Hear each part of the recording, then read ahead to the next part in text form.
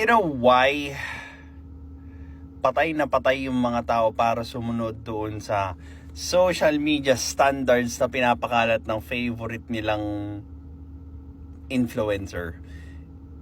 Is that pag nagawa nila yung standards na hindi man lang nila pinag-isipan, inadapt lang nila from their favorite influencer.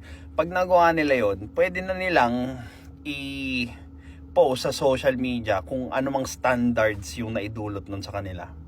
Kasi pag it's out of the standards nung influencer nila, nahihiya silang i-post or hindi nila maamin that yun yung sarili nilang standards. Kaya ang ending, kahit na hindi naman applicable sa kanila yung standards, pinipilit pa rin nilang gawin sa buhay nila dahil nga, well, pag hindi nila nagawa yun, edi walang magtatanggol or baka mabash pa sila doon sa standards na kung anong meron sila. 'Di ba?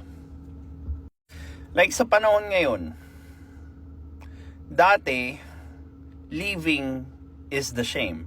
'Di ba? Nakakayang umalis sa relasyon. Ngayon, staying in a relationship is the shame. So, ikinahihiya na ng mga tao that they are working out on their relationship. Kasi nga, paano ba naman yung influencer na fina-follow ng karamihan ng mga tao, yung pinapaliwanag, iwan mo na yan, 'di ba? Wala nang pag-asa yan, hindi na maayos yan, so on and so forth. So, pag nalaman nilang inaayos mo pa yung relasyon mo, doon ka nila questionin.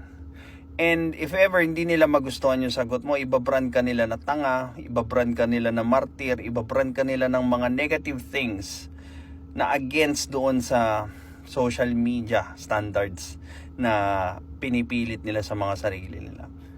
It's just high-roading themselves. They are judging other sinners because they sin differently. Well, this is Pinoy Extreme. Have a good day. This is Pinoy Extreme.